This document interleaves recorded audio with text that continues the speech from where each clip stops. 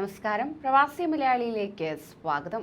കുവൈറ്റിലേക്ക് യാത്ര ചെയ്യുന്ന പ്രവാസികൾക്ക് നിർദ്ദേശം നൽകി അധികൃതർ. കുവൈറ്റിൽ കോവിഡ് വാക്സിൻ എടുക്കാത്തവർക്ക് പ്രവേശനം അനുവദിച്ചുകൊണ്ടുള്ള മന്ത്രിസഭാ തീരുമാനം പുറത്തു വന്നിരുന്നു. എന്നാൽ ഇത് സ്വദേശികൾക്ക് മാത്രമെന്ന റിപ്പോർട്ടാണ് ഇപ്പോൾ പുറത്തുവരുന്നത്. അതായത് വാക്സിൻ എടുത്താൽ മാത്രമേ പ്രവാസികൾക്ക് യാത്ര ചെയ്യാൻ സാധിക്കുകയുള്ളൂ.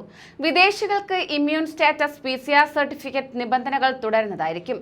വ്യോമയാന വകുപ്പ് അധികൃതരെ ഉദ്ധരിച്ച് പ്രാദേശിക മാധ്യമങ്ങളാണ് ഇക്കാര്യം റിപ്പോർട്ട് ചെയ്തിരിക്കുന്നത്. അതോടൊപ്പം തന്നെ കഴിഞ്ഞ തിങ്കളാഴ്ച ചേർന്ന മന്ത്രിസഭാ യോഗം കോവിഡ് നിയന്ത്രണങ്ങൾ ലഘൂകരിക്കാൻ തീരുമാനിച്ചിരുന്നു. ഇതനുസരിച്ച് കുവൈറ്റിലേക്ക് വരുന്ന യാത്രക്കാർ വാക്സിനേഷൻ പൂർത്തിയാക്കിയവരാണെങ്കിൽ PCR സർട്ടിഫിക്കറ്റോ ഹോം ക്വാറന്റൈനോ ആവശ്യമില്ല എന്നായിരുന്നു ഗവൺമെന്റ് കമ്മ്യൂണിക്കേഷൻ സെന്റർ അറിയിച്ചിരിക്കുന്നത്. എന്നാൽ ഈ തീരുമാനം സ്വദേശികൾക്ക് മാത്രമാണെന്നാണ് DGC വൃത്തങ്ങളെ ഉദ്ധരിച്ചുള്ള റിപ്പോർട്ടുകളിൽ ചൂണ്ടിക്കാണിക്കുന്നത്. ആയതിനാൽ തന്നെ കുവൈറ്റിലേക്ക് വരുന്ന വിദേശികൾക്ക് ഇമ്മ്യൂൺ ആപ്പിലെ ഗ്രീൻ സ്റ്റാറ്റസ്, യാത്ര പുറപ്പെടുന്നതിന് 72 മണിക്കൂറിനുള്ളിൽ എടുത്ത PCR നെഗറ്റീവ് സർട്ടിഫിക്കറ്റ്, കുവൈറ്റിലെത്തിയ ശേഷം ഹോം ക്വാറന്റൈൻ അവസാനിപ്പിക്കുന്നതിനുള്ള PCR പരിശോധന എന്നീ നിബന്ധനകൾ തുടരുന്നതായിരിക്കും. എന്നാൽ വാക്സിനേഷൻ പൂർത്തിയാകാത്ത കുവൈറ്റ് പൗരന്മാർക്കും 72 മണിക്കൂർ മുമ്പ് നെഗറ്റീവ് PCR ടെസ്റ്റ് സർട്ടിഫിക്കറ്റ് നിർബന്ധമാക്കിയിട്ടുണ്ട്. പുതിയ യാത്രാ നടപടിക്രമങ്ങൾ വിശദീകരിച്ച് വിമാന കമ്പനികൾക്ക് സർക്കുലർ അയച്ചതായും സിവിൽ ഏവിയേഷൻ വൃത്തങ്ങൾ അറിയിക്കുകയുണ്ടായി. അടുത്ത ഞായറാഴ്ച മുതലാണ് മന്ത്രിസഭാ തീരുമാനം പ്രാബല്യത്തിൽ വരുന്നത്.